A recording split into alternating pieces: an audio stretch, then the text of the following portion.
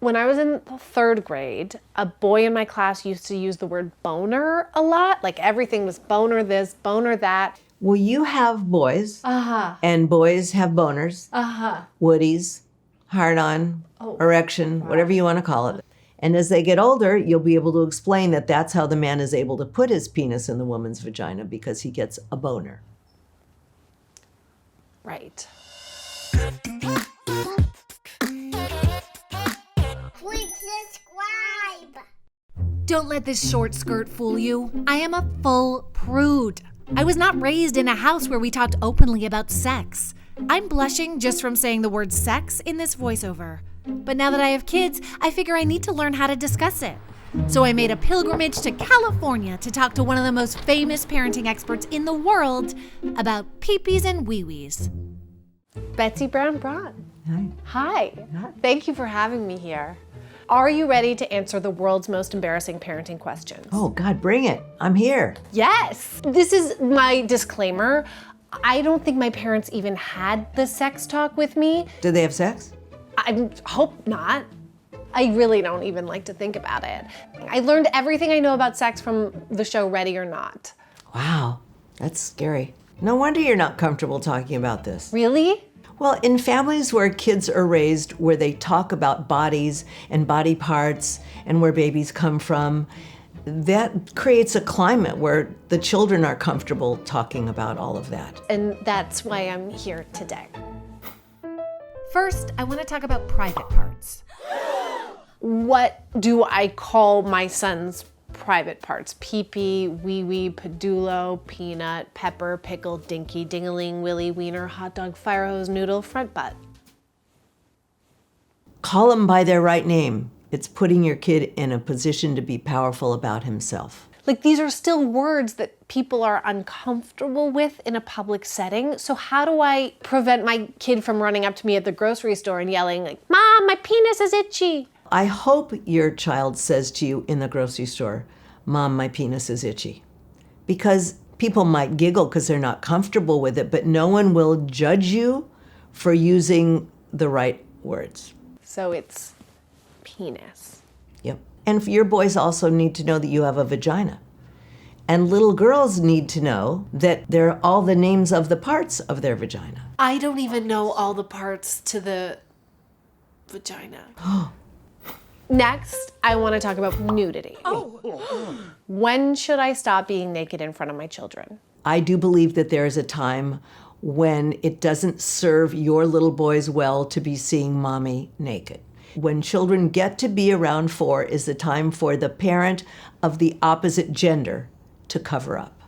So your husband doesn't have to cover up.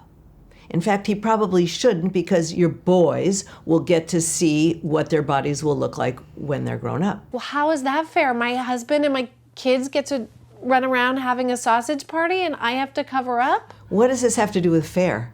There's no fair. We're doing what's in the best interest of your kid's development. Another thing we say is when kids get to be eye height with the genitals of the opposite gender parent, eye to eye, that's another time that you're going to think about covering up. Because just picture it.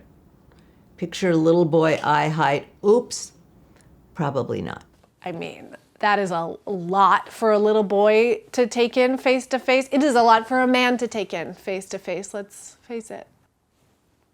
Next is a word that I'm embarrassed to even say out loud: masturbation.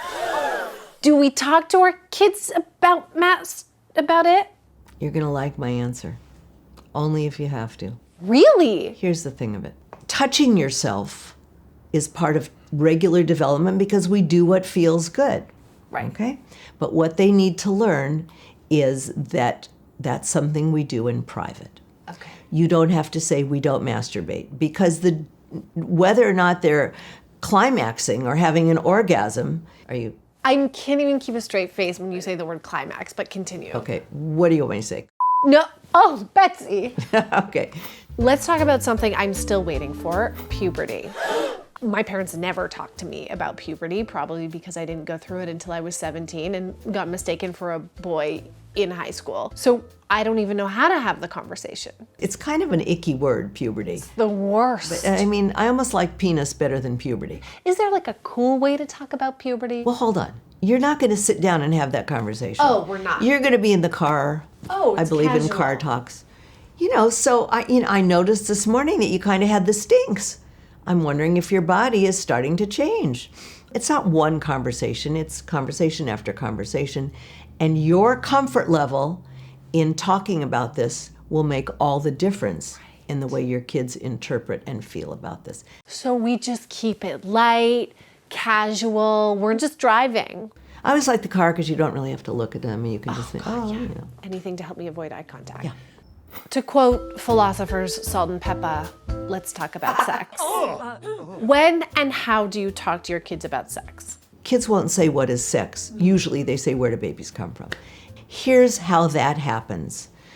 As a grown-up man and a grown-up woman, they're going to fall in love with somebody, and you love someone very deeply, and those people express their love together by doing something called having sex. And the man puts his penis in the woman's vagina, and the sperm swims into the woman's vagina and swims up to find the ovum.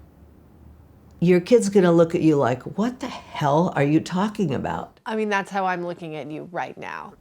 So we don't just say babies grow in mommy's tummy. Because they don't. The trick of this whole thing, Jessi, is only answering the questions that your child asks. I don't want to be as embarrassed as I am when I have this talk with my kids. So I'm going to do my best to pretend that you are my twins. They're gonna probably say, where does a baby come from? Okay, where does a baby come from? I'm so glad you asked. When a woman loves a man very much, and they know each other for many years, maybe they're in their 30s, even early 40s, that's when they decide they want to be intimate together and touch each other's bodies in ways that make them feel great. And then they do something called making love or having sex, where the man puts his where the man puts his penis inside. I am really trying here. This is how it goes. That's when the man puts his penis inside the woman's vagina and his sperm finds her ovum and the baby grows inside mommy's womb. Ta-da! Boy, you're doing a really good job considering this is your first try. Thank you.